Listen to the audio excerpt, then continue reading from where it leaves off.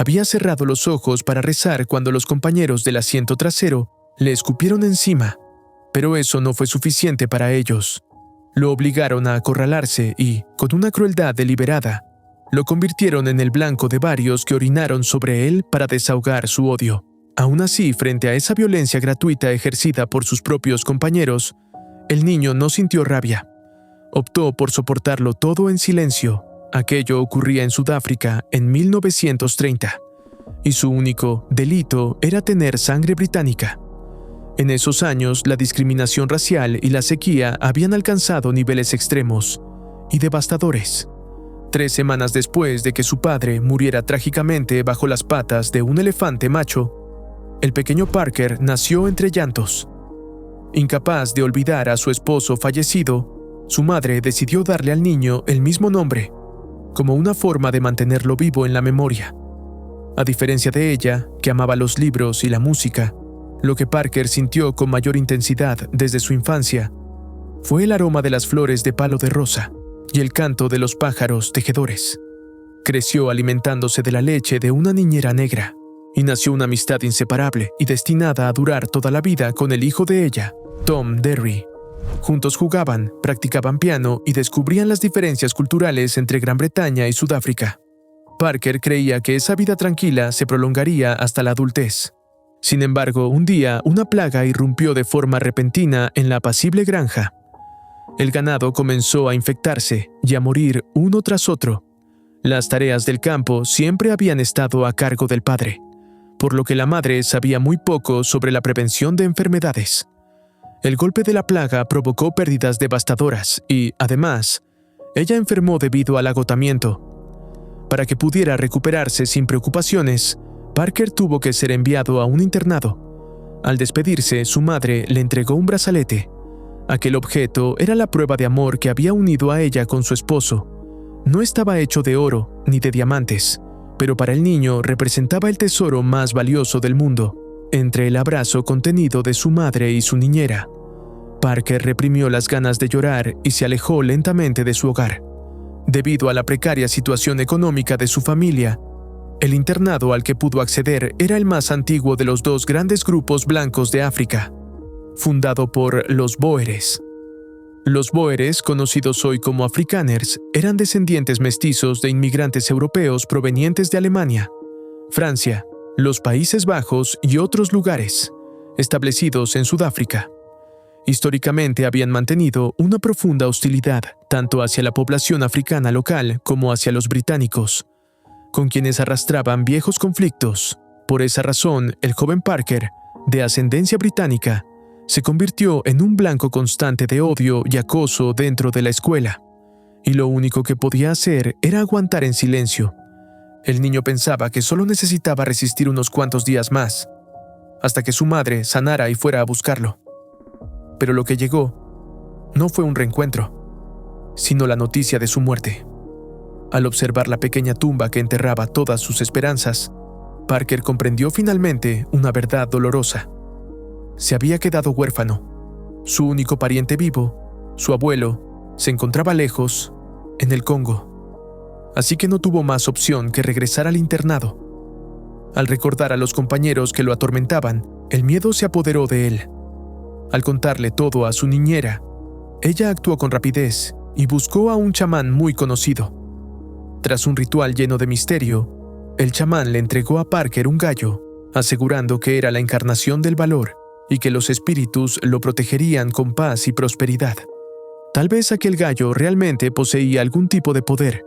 Después de que la niñera lo acompañara de regreso a la escuela, las bromas nocturnas y los abusos disminuyeron durante un tiempo. Sin embargo, esa calma apenas duró un mes.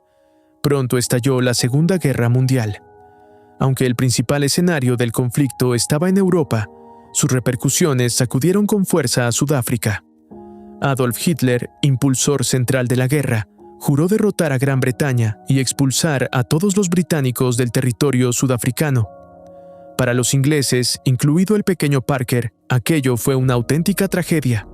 Para los Boeres, en cambio, representó una oportunidad única, largamente esperada. Los muchachos mayores que antes lo acosaban retomaron sus juegos crueles.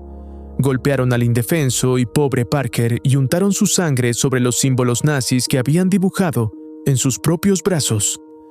No conformes con eso, organizaron un tribunal clandestino y mataron al gallo que había sido su protector. Consumido por la ira, Parker intentó defenderse, pero fue superado, reducido y colgado.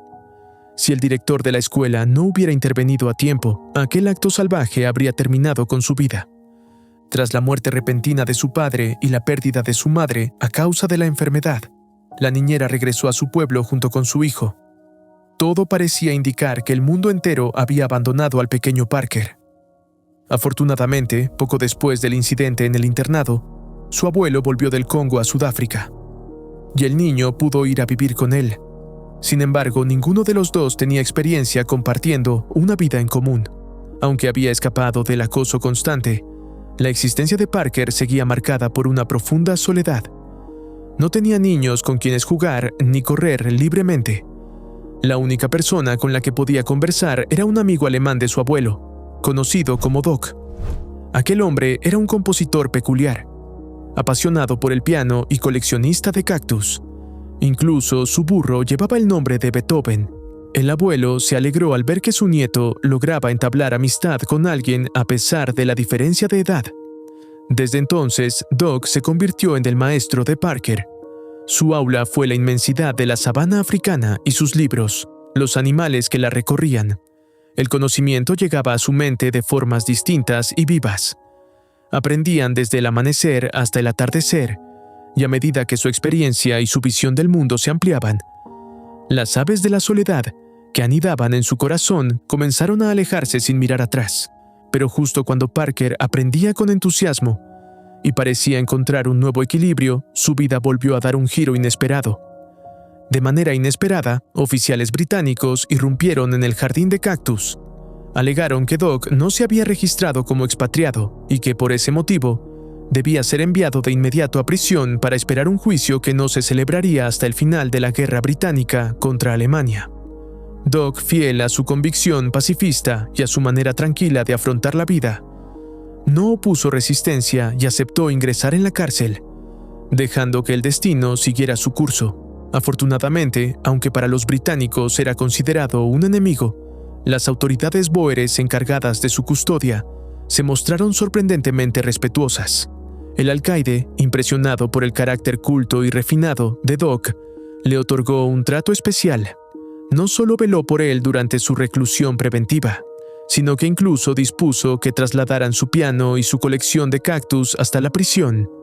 Un día, después de que el joven Parker presentara sus exámenes, Doc recibió la noticia de que había aprobado todas las materias. Sin embargo, lejos de mostrarse plenamente satisfecho, consideró que el muchacho podía haber alcanzado un nivel aún más alto. Parker explicó que sacar demasiadas buenas calificaciones en la escuela solo provocaba envidias y, como consecuencia, más golpes y abusos. Ante esa realidad, Doc decidió llevarlo al ring de boxeo y pidió a un boxeador negro llamado Gail Piet que le enseñara a defenderse. En la prisión Boer se organizaban combates de boxeo con frecuencia, no para fomentar la competencia, sino para agotar la energía de los reclusos y evitar que tuvieran fuerzas para causar problemas. Desde ese momento, Gil Piet, a sus 55 años, se convirtió en el segundo maestro de Parker. Solía decirle que si se usaban bien la mente y el corazón, era posible derrotar incluso a un oponente más grande y fuerte. Aquellas palabras se transformaron en un consejo sincero que Parker guardó profundamente. La primavera dio paso al otoño y las estaciones se sucedieron sin detenerse.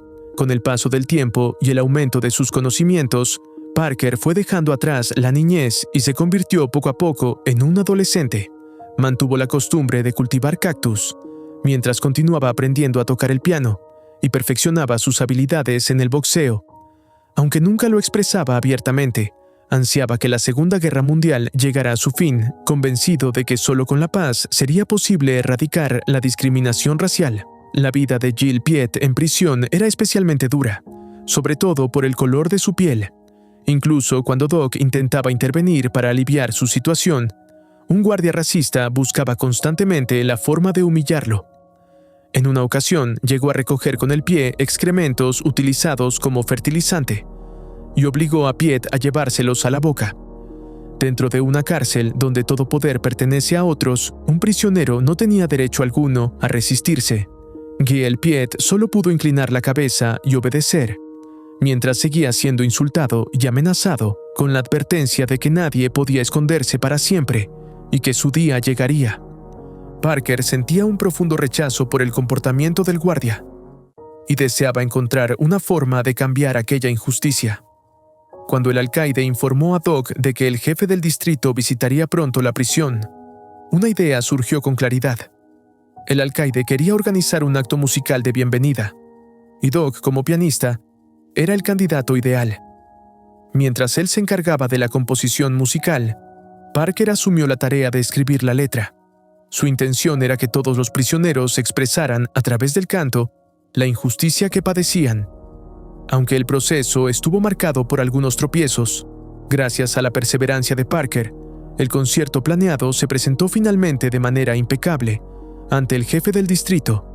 El joven demostró una notable capacidad como director, logrando que presos de tribus enfrentadas dejaran de lado sus divisiones y se unieran por primera vez en un mismo propósito. La música negra, cargada de una fuerza casi sagrada, resonó como la vasta tierra africana, profunda, intensa y llena de una sabiduría ancestral que transmitía la pasión por la vida de todo un pueblo. El concierto avanzaba con intensidad, pero Gil Piet no aparecía.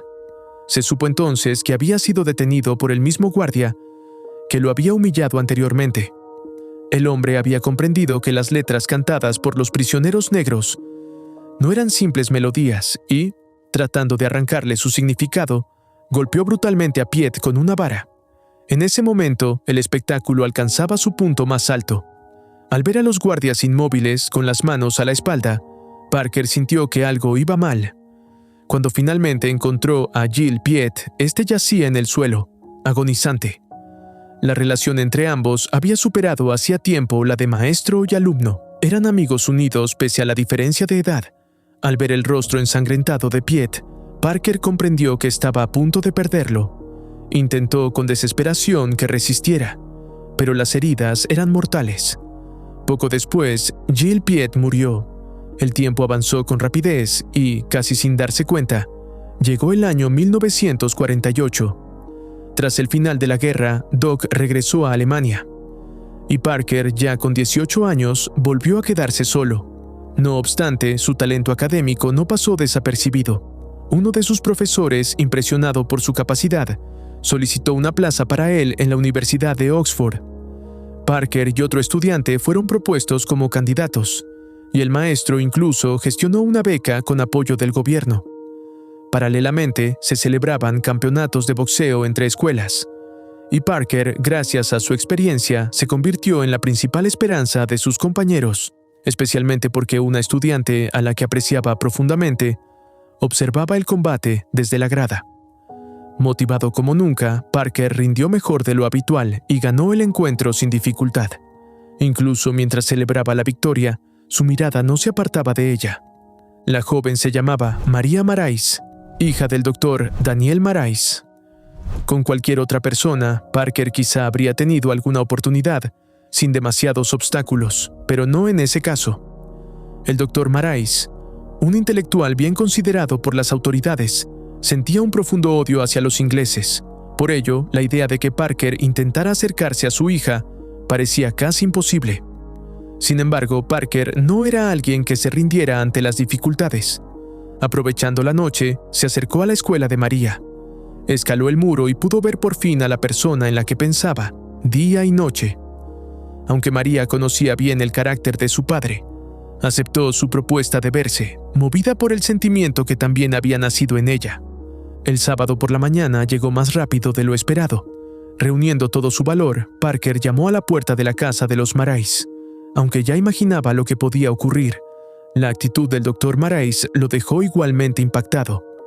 Su tío había muerto a manos de los británicos, y esa herida familiar, sumada a la discriminación racial, había alimentado un odio profundo hacia todo lo inglés. Parker explicó que había crecido en Sudáfrica y que se consideraba sudafricano, Pero para el doctor Marais aquello no tenía importancia. Desde su punto de vista, sin importar dónde hubiera crecido, por las venas de Parker siempre corría sangre inglesa.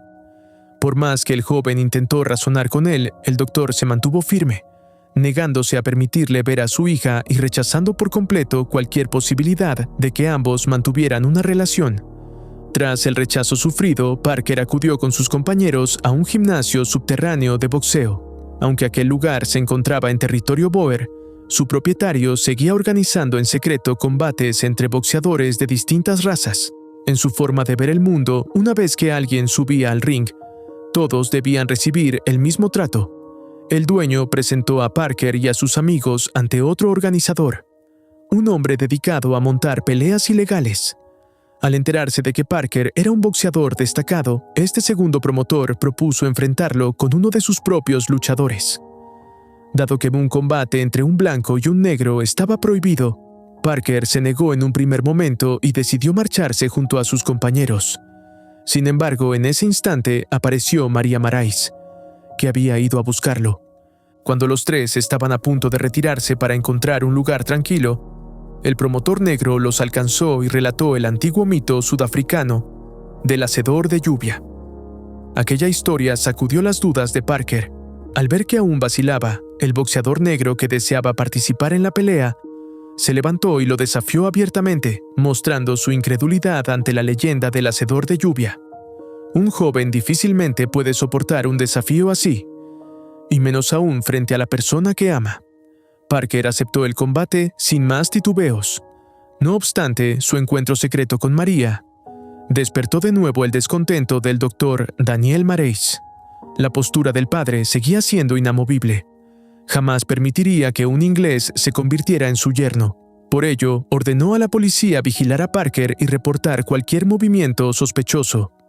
Mientras tanto, el joven, ajeno a que estaba siendo observado, se dirigía discretamente a una zona restringida para prepararse para la pelea. A diferencia de los combates anteriores, este se celebraría en una plaza abierta. No había premio en dinero. Ambos contendientes parecían luchar únicamente para demostrar quiénes eran. Tras la señal del árbitro, Parker y su oponente se enfrentaron con intensidad. Al no encontrar de inmediato un punto débil, Parker cayó al suelo varias veces. Sin embargo, gracias a la experiencia acumulada a lo largo de los años, logró imponerse al final. El triunfo no fue recibido con los aplausos que había imaginado. En su lugar, un silencio denso se apoderó del lugar, hasta que su rival levantó el brazo de Parker y lo llamó hacedor de lluvia. Entonces la multitud estalló en vítores. Aquella noche transformó la manera en que Parker veía su propio camino y fortaleció aún más el vínculo entre él y María. Ambos rechazaban la discriminación racial y deseaban un mundo en el que todos gozaran de igualdad. Así, dos corazones que ya se admiraban comenzaron a acercarse con mayor profundidad. A pesar de la cautela de Parker, la policía terminó descubriéndolo cuando abandonaba el lugar trepando un muro, tal como había ordenado el doctor Marais. En los días siguientes, su figura fue vista con frecuencia en las zonas restringidas donde vivía la población negra. Allí entabló amistad con su antiguo rival, Duma. Juntos corrían y entrenaban a diario. Durante una de esas jornadas, Duma le propuso que fundara una escuela para enseñar a leer y escribir en inglés a la gente del área restringida. Parker respondió que aquello era imposible, pues había millones de personas necesitadas. Duma volvió a mencionar entonces el mito del hacedor de lluvia, lo que terminó por irritar a Parker, ya cansado de esa idea. Ambos discutieron con dureza, pero las palabras de Duma sembraron una duda persistente en su mente. Confundido, Parker recordó las enseñanzas de Doc, quien afirmaba que cualquier respuesta podía encontrarse en la naturaleza. Buscando claridad, se internó en la región salvaje en una pequeña embarcación. Al contemplar una gran cascada que se precipitaba desde lo alto y seguía fluyendo sin detenerse, comprendió finalmente la respuesta.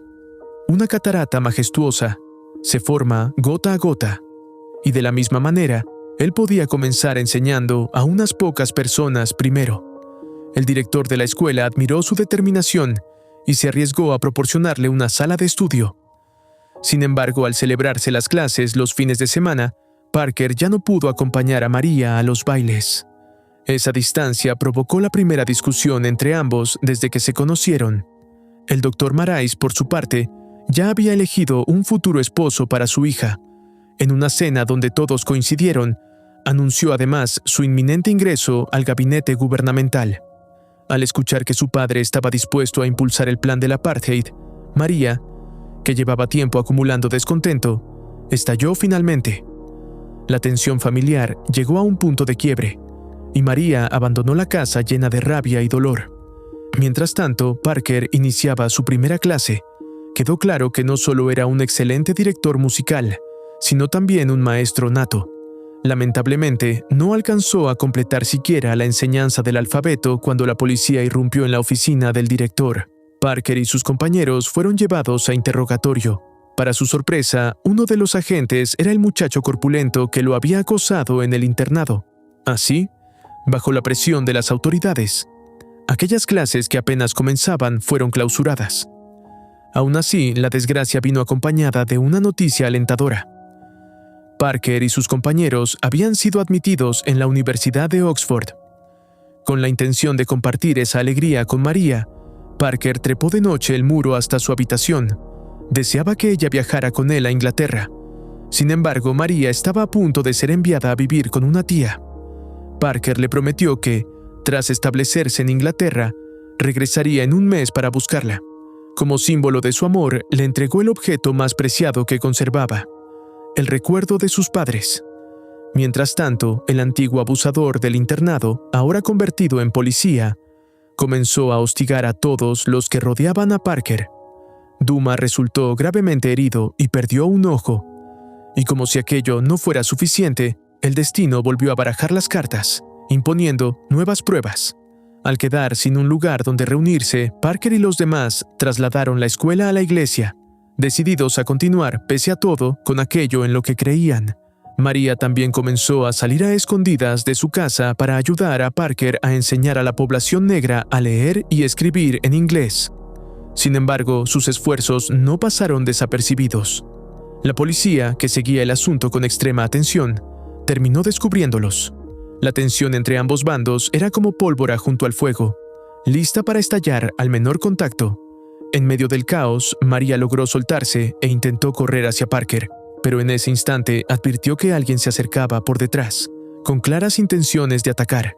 El golpe de una porra policial descendió con violencia, y María cayó al suelo. Su vida se apagó en ese mismo momento. Durante el funeral, el doctor Daniel Marais quedó completamente destrozado. Aún así, su dolor se transformó en culpa, dirigida hacia Parker, a quien responsabilizó de aquella tragedia. En un arrebato de desesperación, tomó una pala con la intención de cobrarse una vida por otra. Fue entonces cuando, desde la distancia, comenzó a escucharse música. La gente negra, al enterarse del funeral, acudió en silencio para despedirse y agradecer a María por todo lo que había hecho por ellos. Aquella escena reveló, incluso en la muerte, el verdadero alcance de su bondad. La pérdida de María golpeó a Parker con una fuerza devastadora. Durante un tiempo perdió todo deseo de seguir enfrentándose a las estructuras de la discriminación racial. Buscó a Duma para despedirse, convencido de que su lucha había llegado a su fin. Sin embargo, al llegar, descubrió que ya se había abierto una escuela en la zona restringida. Duma le explicó que su intención era marcharse a otros lugares para fundar más aulas de alfabetización en inglés y compartir el conocimiento con quienes nunca habían tenido acceso a él. Aquello hizo que el corazón de Parker, hasta entonces lleno de dudas, tomara una decisión definitiva. No podía permitir que el sacrificio y los esfuerzos de María se perdieran en el olvido. Así, ante la disyuntiva entre la Universidad de Oxford y un futuro incierto pero esperanzador, eligió lo segundo. Parker creía que, después de todo lo que había sufrido, la vida finalmente le ofrecería algo de calma. Pero el destino volvió a sorprenderlo. Aquella misma noche, la policía lanzó una redada en la zona restringida con la intención de arrestarlo por violar las leyes vigentes. Las balas comenzaron a caer sin piedad sobre los cuerpos de la población negra, como si sus vidas no tuvieran ningún valor. Al reconocer entre los agentes al mismo muchacho corpulento que lo había acosado en el internado, ahora convertido en policía y todavía dominado por la crueldad, Parker comprendió que ya no podía seguir conteniéndose. Junto a Duma, decidió actuar. Ambos cooperaron para enfrentar al agresor y hacerle pagar por sus actos. Cuando la zona restringida finalmente recuperó la calma, una espesa columna de humo se elevaba hacia el cielo, pero al mismo tiempo una llama distinta se encendía en el interior de Parker, la del compromiso y la esperanza. Él y Duma hicieron sus maletas y emprendieron un camino que marcaría el resto de sus vidas. Ambos sabían que la tarea que tenían por delante sería dura y llena de obstáculos. Aún así, afrontaron la eliminación de la discriminación racial como si se tratara de un combate más en el ring, conscientes de que, por difícil que fuera el trayecto, no podían dar marcha atrás.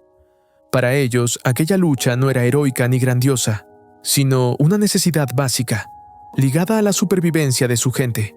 Parker ya no sentía miedo.